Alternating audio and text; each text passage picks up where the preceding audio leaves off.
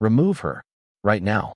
The command cracked across the private club lounge so sharply that conversations stopped mid-sentence and glasses froze halfway to polished mahogany tables. Every head turned toward the woman sitting quietly beside the floor-to-ceiling windows overlooking the waterfront. Monica Reynolds didn't flinch. She didn't look up.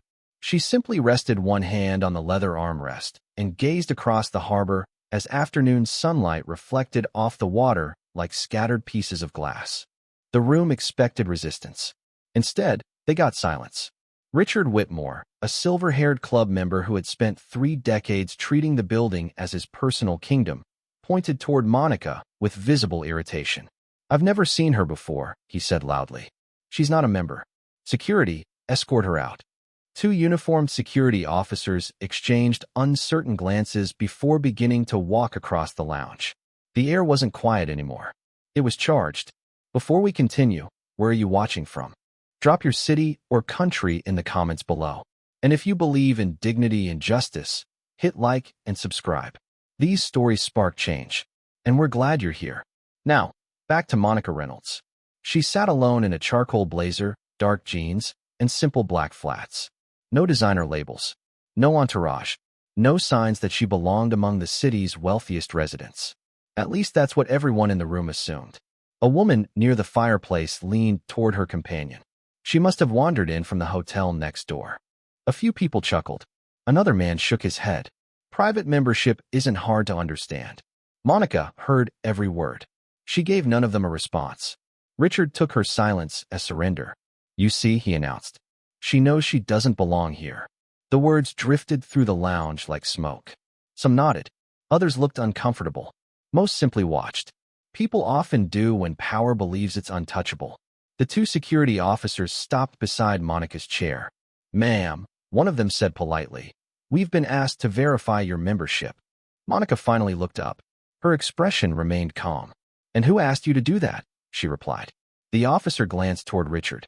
That answer told her everything. Richard stepped forward, confidence growing with every second. "This club exists for members," he said. "If you can't prove you're supposed to be here, then it's time to leave."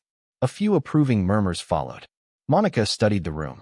The crystal chandeliers, the oil paintings, the expensive suits, the carefully maintained illusion that status automatically created wisdom.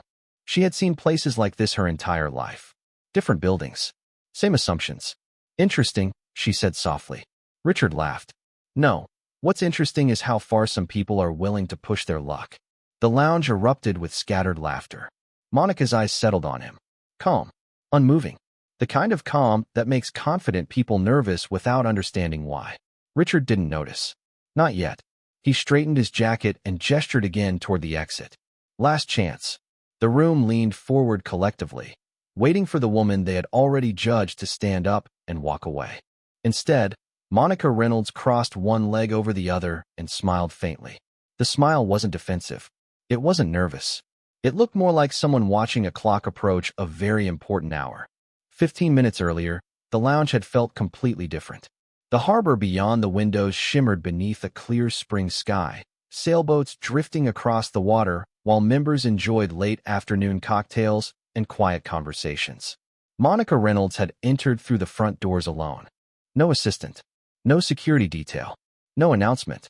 The receptionist greeted her with a polite smile before becoming distracted by a ringing phone, and Monica simply continued toward the members' lounge as though she had walked those halls 100 times before. In a way, she had. She moved through the building with the ease of someone studying every detail rather than admiring it. The polished stone floors, the antique light fixtures, the artwork lining the corridors. Every inch of the property mattered to her. Not because it was exclusive, because responsibility always follows ownership. Monica paused near the lounge entrance and watched the room for a moment. Wealth had its own rhythm. The quiet confidence. The familiar faces. The invisible rules people believed everyone understood. Some members nodded politely as she entered. Others barely noticed her. A few looked at her longer than necessary. She had experienced that look since she was young. The look that measured someone before learning anything about them. Monica selected a seat beside the windows and opened a leather portfolio. To anyone watching, she appeared to be reviewing business documents. In reality, she was observing people. Listening. Learning. A server approached. Can I bring you something, ma'am? Monica smiled. Sparkling water, please. The server nodded and returned moments later. Simple. Professional. Respectful. Exactly how every guest should be treated. For nearly 10 minutes, everything remained calm. Then Richard Whitmore arrived. He entered the lounge surrounded by familiar faces and confident laughter. People greeted him by name. Chairs shifted. Conversations adjusted around his presence. Richard enjoyed that effect. Monica noticed immediately. Some people inherited influence. Others performed it. Richard seemed determined to perform it. His eyes scanned the room casually until they stopped on Monica. Something changed. The smile disappeared. His pace slowed. He whispered something to a man beside him. The man glanced toward Monica and frowned. Another member looked. Then another. The shift spread quietly through the lounge like a ripple moving across still water. Monica felt it happening without lifting her eyes from the portfolio. Who is she? Someone whispered. Never seen her before. Is she a guest? Members are supposed to register guests. Monica continued reading. Richard walked closer. Not close enough to speak. Close enough to inspect. The kind of inspection that had nothing to do with policy and everything to do with assumptions. A few minutes later, a young employee carrying event schedules entered the lounge. Her name was Emily Carter, 27 years old, ambitious, observant. She was delivering documents to several members when she noticed Monica. For a brief second, Emily froze. She had seen that face before. Not in person. In magazines, business journals, financial interviews. The recognition lingered just beyond certainty. Emily glanced again while organizing papers. Monica caught the look and offered a small smile. Emily returned it automatically before continuing her work. Across the room, Richard noticed the exchange. His expression darkened. Whatever doubt he might have felt earlier disappeared. In his mind, he had already decided Monica did not belong. And once some people reach that conclusion, facts become obstacles instead of answers. Monica closed her portfolio and looked out toward the harbor. The sunlight danced across the water. Calm, steady, unbothered. Much like the woman sitting beside the window while an entire room quietly prepared to underestimate her. The tension did not arrive all at once. It settled over the lounge slowly, like a storm cloud moving across open water. Richard Whitmore remained standing near Monica's table, his confidence growing with every approving glance from the members around him. People who had not spoken to her all afternoon suddenly seemed certain they knew exactly who she was. Or more importantly, who she was not.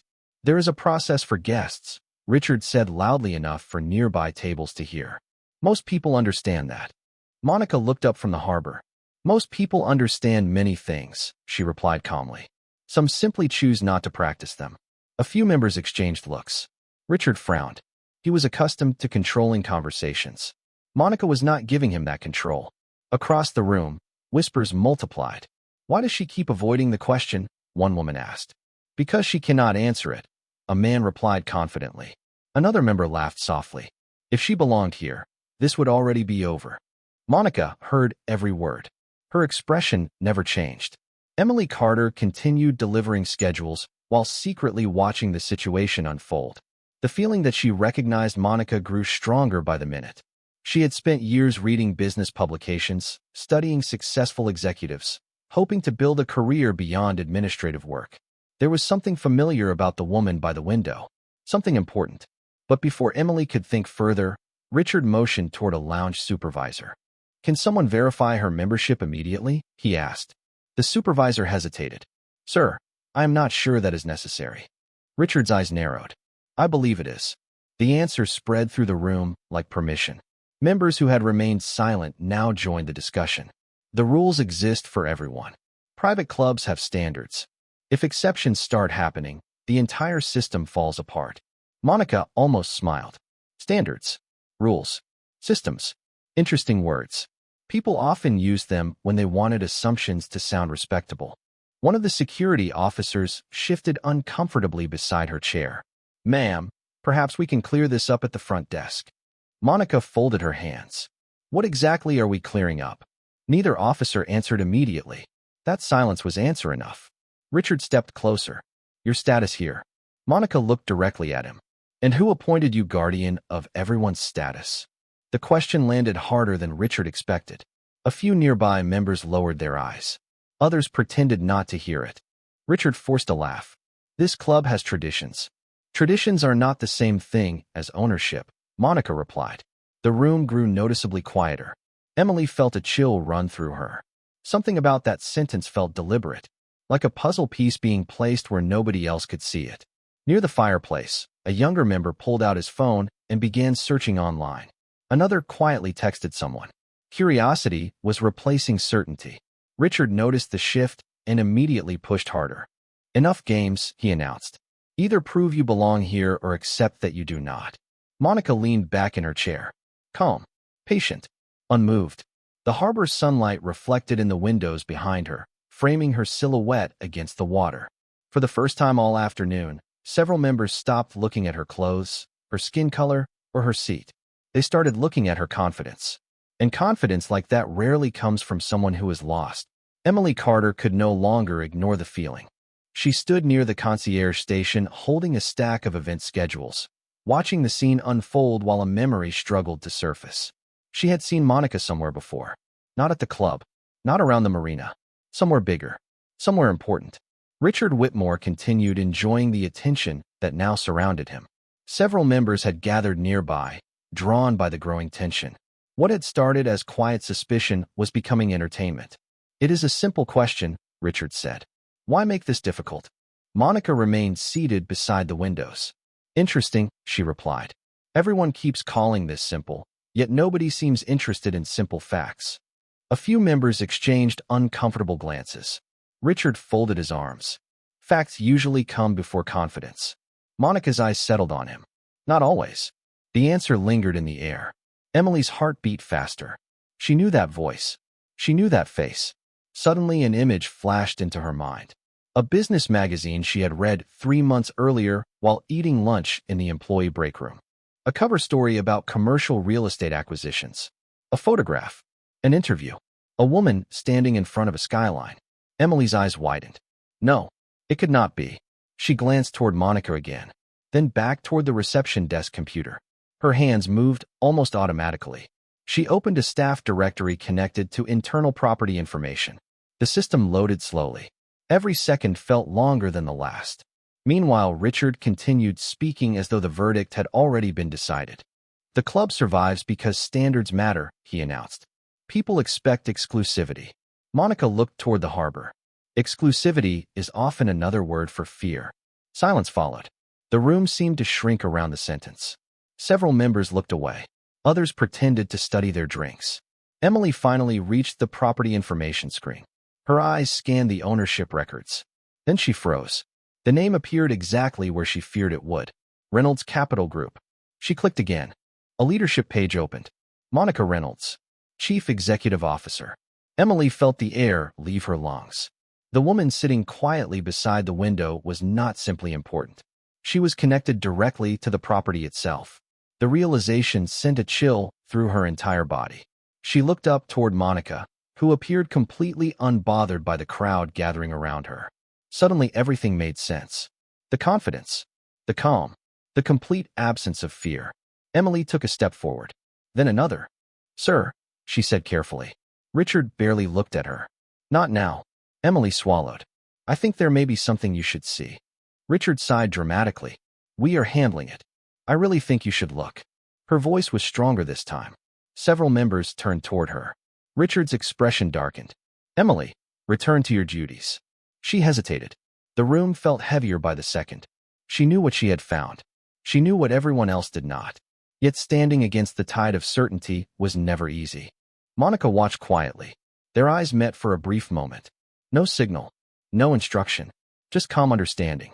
Emily straightened her shoulders. For the first time since the confrontation began, someone inside the club was preparing to challenge the story everyone else had already decided was true. Emily's warning should have changed everything. Instead, it vanished beneath the weight of Richard Whitmore's confidence. He dismissed her with a wave of his hand and turned back toward Monica as though the conversation were already finished. Employees do not determine membership policy, he said sharply. Please return to your responsibilities. Emily hesitated. The words she wanted to say sat trapped in her throat. She looked from Richard to Monica and back again. Around them, the members watched with growing anticipation. They sensed something unusual was happening, but most still believed Richard controlled the outcome. That belief made them comfortable. Monica remained seated, calm, steady, almost detached from the tension surrounding her. One of the security officers shifted closer. "Ma'am," he said carefully, "perhaps it would be best if we continued this discussion somewhere private." Monica looked up at him. Her expression held no anger, only disappointment. "Private discussions are usually for misunderstandings," she replied. "This stopped being a misunderstanding several minutes ago." The words landed heavily. Several members lowered their eyes. Richard immediately stepped forward. "Now you are creating a scene." Monica almost smiled. "Interesting. I have been sitting in the same chair the entire time." Silence followed. The room knew she was right. Yet nobody challenged Richard. Nobody except Emily. She finally gathered enough courage to speak again. "Sir, I checked the records." Richard's jaw tightened. "That is enough, Emily." "No," she said quietly. "I really think you need to see what I found." For the first time, uncertainty flickered across his face. Only for a second. Then it disappeared. "You are mistaken." Emily looked stunned. He had not even seen the information, yet he was already rejecting it. Monica noticed the exchange. So did several members nearby. Confidence built on assumptions often fears facts more than confrontation. The harbor outside remained calm, but inside the lounge the atmosphere had become heavy enough to feel. Monica glanced through the windows. The water carried her backward through time. Suddenly she was 18 again, standing outside an exclusive country club 20 miles from where she grew up. Her mother worked there cleaning banquet rooms after events. One summer afternoon Monica had arrived to bring her lunch. A manager stopped her at the entrance before she reached the lobby. He never asked who she was, never asked why she was there. He simply looked at her and decided she did not belong. Monica still remembered standing in the parking lot holding a paper bag while luxury cars rolled past. She remembered her mother's face when she came outside. The embarrassment, the apology for something that was never her fault. Some memories do not fade. They become fuel. The harbor returned. The lounge returned. Richard returned. Different building. Same certainty. Same mistake. "You know," Monica said softly, "I have met people like this before." Richard frowned. "Like what?" Her eyes settled on him. "People who mistake access for authority." The room became completely still. Even the security officers stopped moving. Emily clutched the tablet containing the ownership records. She knew the truth. Monica knew the truth. The only people still fighting reality were the ones most determined to control it. And somewhere behind Monica's calm expression, a decision had already been made. The decision revealed itself in the smallest movement. Monica reached into her portfolio, removed her phone, and glanced at the screen. No dramatic gesture, no threat, no raised voice. Yet something about the action caused the room to grow quieter. Richard noticed it too. "Calling someone to rescue you?" he asked with a thin smile. Monica looked at him for a moment. "No," she replied. "Just informing people that a situation has developed." The answer seemed harmless. Richard laughed anyway. Several members joined him. They still believed they understood the story. They still believed Monica was reacting from weakness rather than certainty. Across the lounge, Emily Carter remained frozen beside the concierge station. The ownership records were still open on her tablet. Every fact sat directly in front of her, yet nobody wanted to hear them. It was like watching people argue with the sunrise. The truth existed whether they accepted it or not. Monica tapped the contact and lifted the phone to her ear. The call connected almost immediately. "Good afternoon, Monica," a professional voice answered. "Cynthia speaking." Monica's expression remained calm. "Cynthia, activate the ownership review file." A brief pause followed. "Understood. Full review. Full review. Beginning now." Monica ended the call and returned the phone to the table. That was all. No explanation. No announcement. Yet the simplicity of it unsettled several people nearby. Richard folded his arms. "That is supposed to impress someone?" Monica looked toward the harbor again. Not at all. The answer somehow felt more powerful than a threat. Minutes passed. The room remained trapped between curiosity and arrogance. Conversations became whispers. Whispers became silence. Several members discreetly checked their phones. One man refreshed his email repeatedly without knowing why. Emily watched Monica carefully. There was no uncertainty in her posture, no anxiety, no urgency, only patience. The patience of someone who knew events were already moving in the right direction. One of the security officers shifted uneasily. "Sir," he said quietly to Richard, "perhaps we should verify a few things before continuing." Richard immediately dismissed the suggestion. "There is nothing to verify." Emily almost laughed at the irony. Everything could be verified. That was the problem. Near the fireplace, a woman in a navy blazer suddenly frowned at her phone screen. Then another member did the same. A third checked his email and blinked twice. The change spread through the room like invisible electricity. People began looking at their devices, then at Monica, then back at their devices. Richard noticed the reactions and grew irritated. What is everyone staring at? Nobody answered immediately. The silence felt different now, less certain, less comfortable. A senior member near the back slowly lowered his phone. "Richard," he said carefully, "you may want to take a look at this." Richard accepted the device with obvious annoyance. His confidence remained intact as his eyes moved across the screen. Then his expression changed.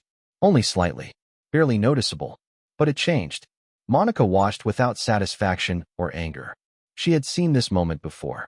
The instant when assumptions collided with documentation. Facts did not shout. They did not argue. They simply arrived. And once they arrived, everything else became much harder to defend. Richard Whitmore stared at the screen longer than anyone expected. The confidence that had carried him through the entire confrontation suddenly looked fragile. Around him, members checked their own phones and tablets. The same document had arrived everywhere at once. Ownership records, executive profiles, acquisition summaries. Facts. Clean. Precise. Impossible to argue with. The lounge was no longer filled with whispers about Monica.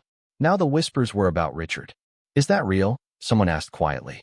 "It has to be. Look at the letterhead. Look at the signatures." Monica remained seated while the room slowly caught up to a reality she had known all along. The harbor outside continued its calm rhythm. Sailboats drifted across the water. Sunlight reflected across the glass. Nature seemed completely uninterested in the collapse of human assumptions. Emily Carter stepped forward at last. She no longer looked uncertain. "I tried to tell you," she said softly. Richard barely heard her. His attention remained fixed on the document in his hands. One sentence seemed to hold him hostage. "Reynolds Capital Group. Principal property owner. Monica Reynolds. Chief Executive Officer." The room felt smaller now. The certainty that had fueled every accusation was evaporating in real time. One member quietly returned to his seat. Another suddenly became fascinated by the view outside. Several people who had laughed earlier avoided eye contact altogether. Monica finally stood. The movement alone commanded attention. No announcement was necessary. Conversation stopped instantly. Every eye followed her. She adjusted her blazer and looked around the room. Not with anger. Not with triumph. Simply with clarity. "Interesting," she said. "A few minutes ago, everyone seemed very certain." Nobody answered. Richard attempted to recover. There must be some misunderstanding. The words sounded weaker than he intended. Monica tilted her head slightly. "A misunderstanding?" she repeated. "Is that what we are calling it now?" Silence answered for him. One of the security officers stepped back respectfully. The other lowered his gaze. The atmosphere had completely changed. Monica walked a few feet toward the center of the lounge. Calm, unhurried. Every step seemed to strip away another layer of the story people had invented about her. Richard swallowed hard. "Why did you not identify yourself earlier?" Monica looked directly at him. "Because none of you asked who I was." The sentence landed like a stone in still water. Ripples moved through the room. Several members shifted uncomfortably. She continued. "You looked at me and decided who I could not be." No one interrupted. No one could. The truth had become too visible. Monica's gaze moved across the lounge. She saw embarrassment, regret, denial, reflection, different reactions to the same reality. Then her eyes returned to Richard. "You called security on me inside property I own." The words cut through the room with perfect precision. Nobody moved. Nobody spoke. Even the harbor seemed quiet beyond the windows. Richard's face lost what remained of its confidence. The sentence exposed everything. Not just the mistake, the assumption beneath it. Monica did not raise her voice. She did not need to. The room had already delivered its verdict. For the first time that afternoon, Everyone finally understood who held authority there. And more importantly, who never had it at all. The silence that followed seemed to stretch across the entire lounge. Nobody rushed to fill it. Nobody hurried to defend Richard Whitmore. The confidence that had surrounded him earlier had vanished so completely it was difficult to believe it had ever existed. Members who had spent the last hour nodding along with his assumptions now focused intensely on their phones, their drinks, or the harbor beyond the windows. Anywhere except the center of the room. Monica Reynolds stood calmly beside the table where she had spent most of the afternoon being questioned. She did not look victorious. She looked disappointed. Somehow that made the moment even heavier. Richard lowered the tablet in his hands. "Monica, I think perhaps we started off on the wrong foot."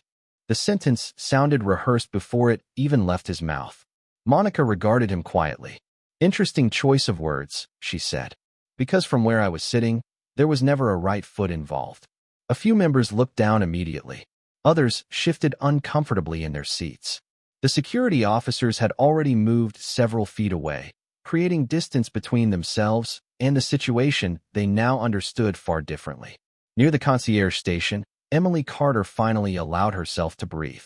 For the first time all afternoon, she no longer felt like the only person in the room seeing reality clearly. Then another change occurred. Phones began vibrating across the lounge. One after another, notifications appeared. Emails arrived. Internal messages followed. Several board representatives associated with the property had received the ownership review file. Some were already responding. A senior club administrator entered through the main doors moments later, moving quickly but professionally. His expression suggested he had read enough to understand the seriousness of what had happened. "Ms. Reynolds," he said respectfully, "I apologize for the delay." The entire room noticed the difference immediately. Respect had entered the conversation at last. Monica nodded politely. "Thank you for coming." The administrator turned toward Richard. The contrast was impossible to miss. One man spoke with certainty. The other suddenly searched for it. "Mr. Whitmore," the administrator said carefully, "we need to discuss several matters regarding today's incident." Richard attempted a smile. "Surely this can be handled privately." "Some of it can," the administrator replied. "Some of it cannot." The words landed with quiet authority. Several members exchanged glances. The tide had completely reversed. Earlier, Richard had controlled the room through confidence. Now documentation controlled it through facts. A notification sounded from Richard's phone. Then another. His face tightened as he reviewed the messages. Certain committee privileges had been suspended pending review. Access credentials connected to administrative functions were temporarily frozen. The consequences were beginning. Not dramatic. Not emotional. Administrative. Professional. Final. Monica watched without celebration. Accountability was not entertainment. It was simply necessary. Around the lounge, members who had laughed earlier now seemed eager to create distance between themselves and the assumptions they had supported. Yet the room remembered. Rooms always remember. Richard looked toward Monica one last time. "I never intended for this to happen." Monica's gaze remained steady. "Intentions matter," she replied. "But outcomes matter too." Nobody argued. Nobody could.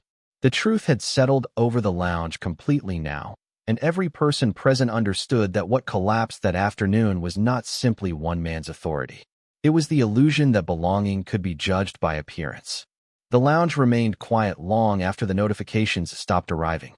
Nobody seemed eager to leave. Nobody seemed eager to speak.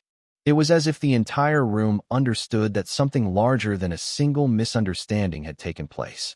The harbor outside glowed beneath the late afternoon sun, washing the room in warm gold light.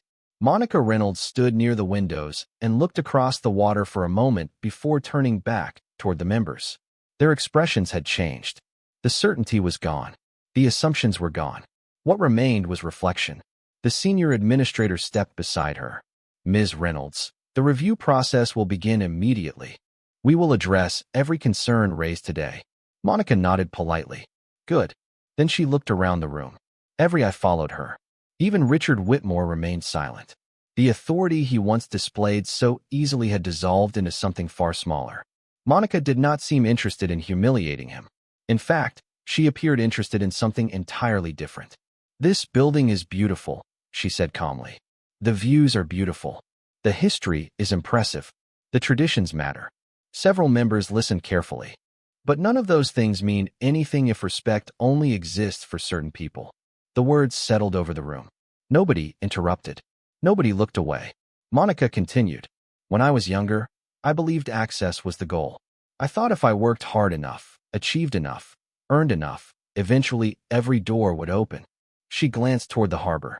What I learned instead is that some doors are not locked by policies. They are locked by assumptions. A few members lowered their eyes. Others nodded slowly. Emily Carter stood quietly near the back of the room, listening. Monica's voice never rose. It did not need to. Every word carried its own weight. Today was never a test of membership records, she said. It was a test of character. The room became completely still. Some people passed. Some people did not. Her eyes briefly met Emily's. The young employee straightened slightly. For the first time all afternoon, she smiled. Monica returned the gesture. Small. Genuine. Then she looked back across the lounge. This property will continue changing. Not because of what happened today. Because it should have happened years ago. The administrator nodded in agreement. Several members quietly applauded. The sound started with only one person. Then another joined. Then another. Soon the applause spread throughout the room. Not loud. Not theatrical. Honest. Richard remained seated, listening to the sound echo through the lounge. Monica did not acknowledge the applause. She simply picked up her portfolio and prepared to leave. As she approached the doors, she paused one final time and looked back at the room. The harbor light framed her silhouette against the windows. Calm. Certain. Unshaken. I did not raise my voice today, she said. I raised the standard. No one spoke after that. They did not need to. The lesson was already there. Some people had mistaken appearance for status. Some had mistaken familiarity for ownership. Some had mistaken confidence for authority. But facts have a way of surviving every assumption. Monica stepped through the doors and disappeared into the corridor beyond. The lounge remained silent for several seconds afterward. Then conversations slowly returned. Different conversations.